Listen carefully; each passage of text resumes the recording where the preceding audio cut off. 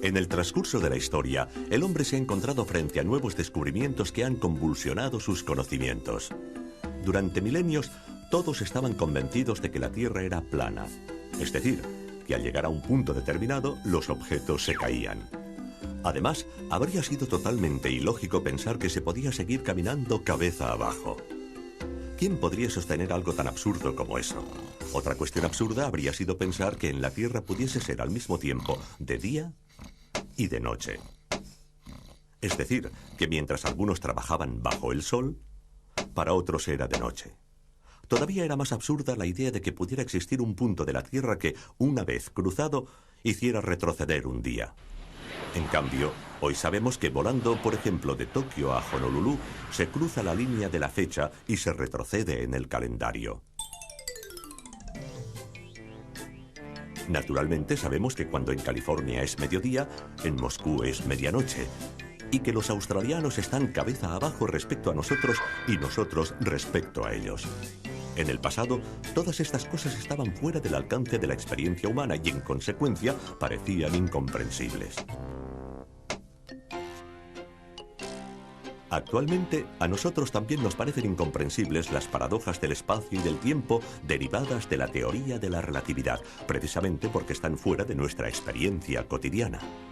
Por ejemplo, ¿cómo es posible que cuanto más cerca se está de la velocidad de la luz, más lentamente transcurra el tiempo? ¿Cómo entender que si un astronauta viaja durante un tiempo a una velocidad cercana a la de la luz, cuando regrese a la Tierra encontrará a su hermano gemelo mucho más viejo que él? ¿Y cómo es posible que a esta altísima velocidad un objeto se contraiga aumentando su masa? El hecho es que estas paradojas nos parecerían totalmente normales si formaran parte de nuestra experiencia cotidiana. Pero esto no sucede por una sencilla razón. Estos fenómenos se hacen evidentes únicamente al viajar a velocidades muy cercanas a la de la luz, y estas velocidades están más allá de nuestra capacidad. Basta con pensar que el objeto más veloz que ha construido el hombre es una sonda interplanetaria que en el momento de máxima velocidad puede alcanzar aproximadamente los 20 kilómetros por segundo. Pues bien, la luz es 15.000 veces más veloz. 300.000 kilómetros por segundo, es decir, que un vehículo interplanetario actual comparado con la luz se encuentra en la misma situación que una tortuga en relación a un reactor. Es 15.000 veces más lento. Por esta razón, nunca hemos podido entrar en la zona mágica en la que tienen lugar estas paradojas. Pero, ¿por qué suceden únicamente cerca de la velocidad de la luz? En realidad, se producen siempre, incluso a baja velocidad, pero los efectos son demasiado pequeños para que nos demos cuenta. De hecho, su crecimiento es muy rápido al aumentar la velocidad. Basta con un simple ejemplo para entender este concepto. Cogemos un objeto de metal y lo acercamos poco a poco a un imán. Cuando está a 1 metro, el efecto de atracción no se advierte, aunque en teoría existe ligeramente. Tampoco sucede nada a medio metro, y tampoco a 20 centímetros. Pero a medida que nos acercamos, esta atracción empieza a notarse y aumenta cada vez más. En el último centímetro se hace muy fuerte, y en el último milímetro, fortísima. Finalmente, en la última milésima de milímetro es casi irresistible. Con los efectos de la relatividad sucede algo parecido. Con la velocidad del automóvil estamos aquí, con la del cohete interplanetario aquí, es decir, en un punto en el que, en teoría, el efecto de la relatividad existe pero es inapreciable. Solo disponiendo de astronaves capaces de acercarse a la velocidad de la luz, entraríamos en el terreno de los efectos muy evidentes y bastaría, cada vez, un pequeño acercamiento para multiplicar este efecto y amplificar las consecuencias. De hecho, según una tabla aproximativa, suponiendo que una astronave parta hoy y regrese dentro de 1000 años, viajando a 294.000 kilómetros por segundo, el tiempo relativo a bordo sería de 200 años. Pero sería suficiente con acelerar un poco, es decir, llegar a 299.792 kilómetros por segundo para reducir el tiempo a solo 2 meses. Después, bastaría con acelerar muy poco, solamente 4 centímetros por segundo, para hacer descender el tiempo relativo a bordo a solo 3 días. Partiendo de esta base, podemos llegar a una consideración que normalmente se olvida. Hemos visto que la velocidad de la luz es muy elevada, 300.000 kilómetros por segundo.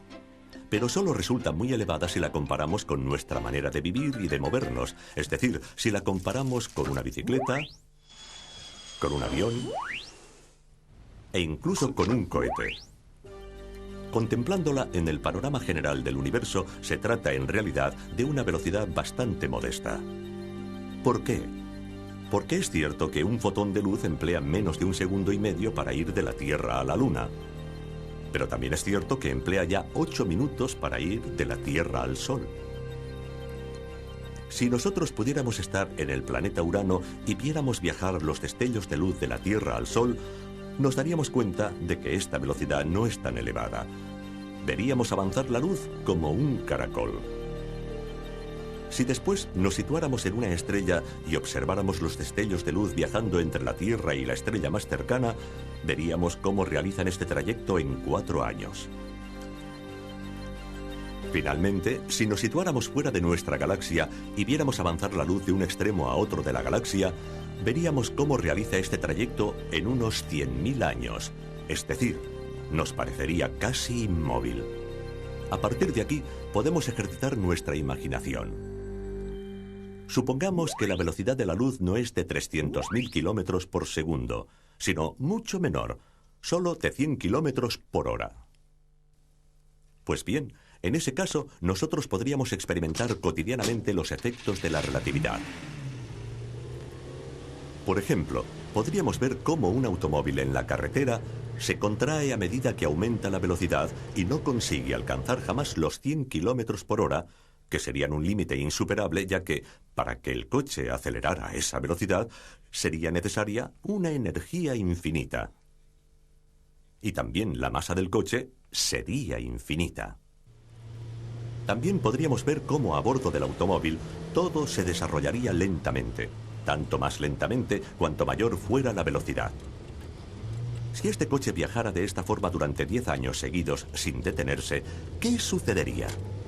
Pues bien, al llegar a casa y frenar, la longitud volvería a ser la misma de antes y el tiempo a bordo transcurriría tan bien como antes. Pero, mientras que para la gente que se quedó en casa habrían pasado realmente 10 años, para los que estaban a bordo habría pasado mucho menos tiempo, quizás solo 10 semanas o 10 días, según la velocidad, debido a la mayor lentitud del tiempo, y en consecuencia, a la mayor lentitud de la vida y de los procesos vitales. En un mundo como este, los efectos de la relatividad serían una rutina cotidiana. Por ejemplo, en un partido de tenis, debido al efecto de la velocidad, la pelota se contraería en cada golpe. Después, al detenerse, volvería a sus dimensiones anteriores. Después de un tiempo, ya no tendríamos en cuenta lo extraño del caso y lo consideraríamos una ley física normal, como en realidad es. Y al subir a un tren que viajara de Turín a Roma, sabríamos perfectamente que, mientras los relojes de las estaciones ferroviarias señalan una duración del viaje de 8 horas, nuestro reloj señalaría quizá solo 1 hora, porque al viajar cerca de la velocidad de la luz, habríamos vivido más lentamente. Y cuando hubiéramos llegado, volveríamos a situar las manecillas correctamente, tal como hacemos al bajar de un avión que ha atravesado distintos usos horarios.